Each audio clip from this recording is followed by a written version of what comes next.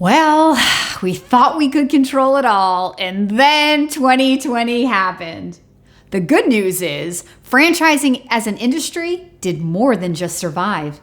In many cases, franchises thrived. Stick around so I can share with you what the 2020 pandemic taught me about franchising.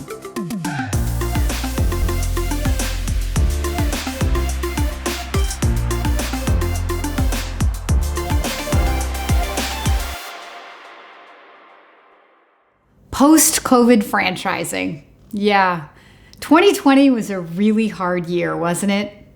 We all just didn't know what to expect for days and weeks and even months.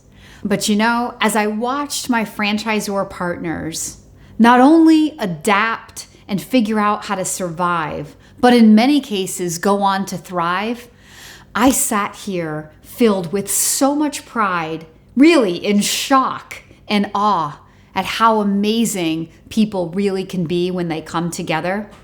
One of the most important things that I saw franchisors do was become human and really connect with their franchisees on an emotional level. There were franchisees who needed more than PPP or PPE. They needed a hug. They needed support. They needed reassurance that everything would be okay. Never was it more important to have unprecedented leadership.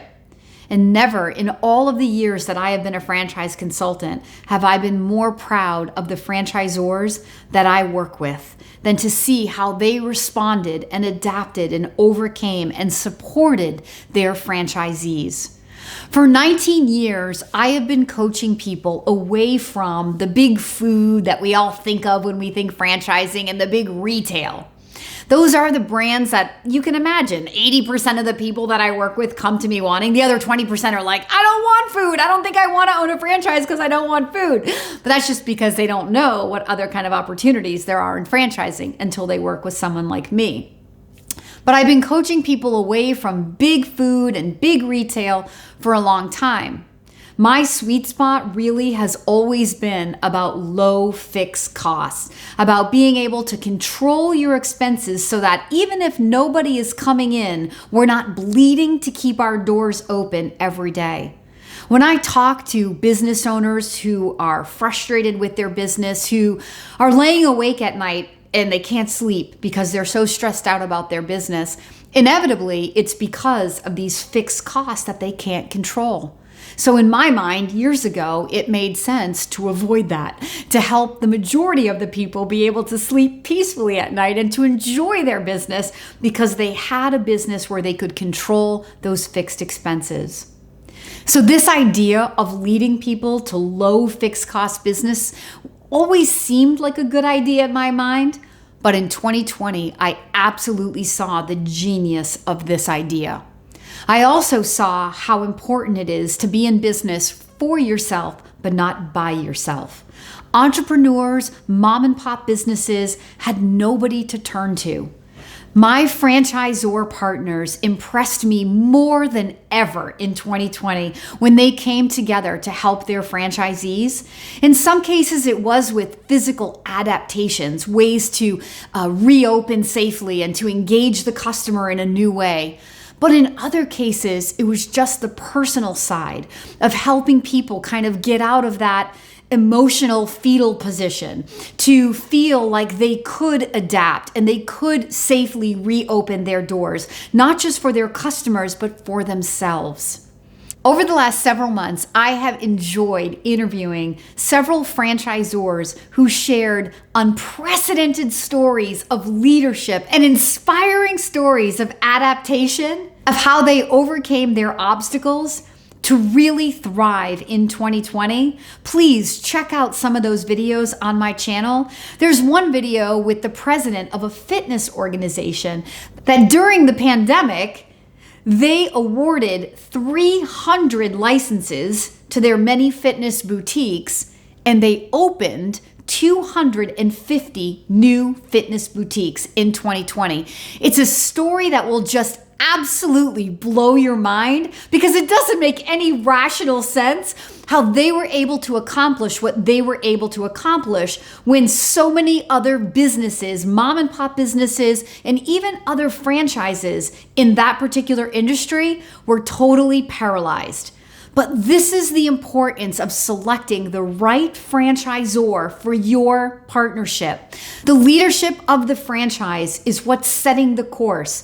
The leadership of the franchise is what's creating a culture, hopefully a culture of abundance, that no matter what is happening, we can come together and together we are going to be stronger. And during 2020, never was that more important. After going through 2020 and watching how collectively people came together to adapt and overcome and reopen these franchise businesses, in some cases with adaptations that will forever change the business for the better.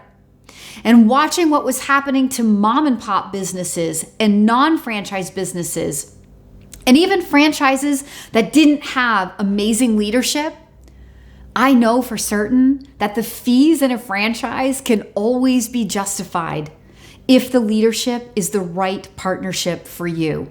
And that's really my story. I started out as an entrepreneur for 5 years and then found FranChoice, which is my franchise that I've been a part of for the last 19 years.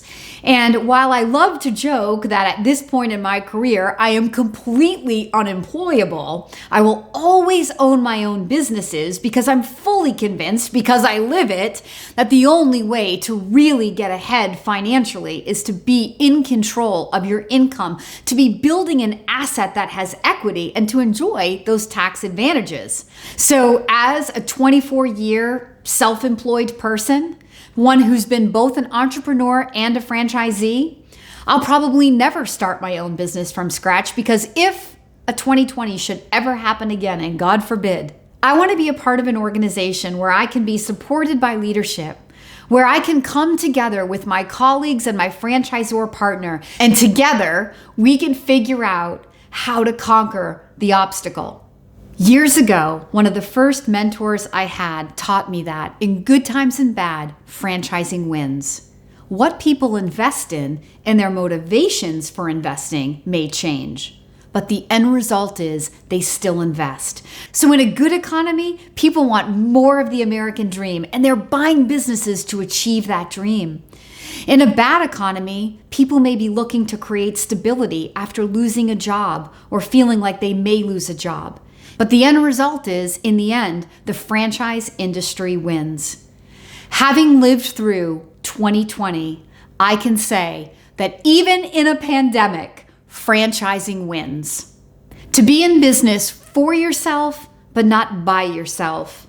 To be partnered with people who have your best interest at heart, who can lead you out of the most uncertain time and lead you to certainty and to victory. It's priceless, and I want that for you. If you are thinking about owning your future by starting a business, for sure you can think about being an entrepreneur. And you and I can even have a conversation about that. I'm not here to push everybody into franchising. Franchising isn't right for everybody. Well, I might be able to convince you otherwise.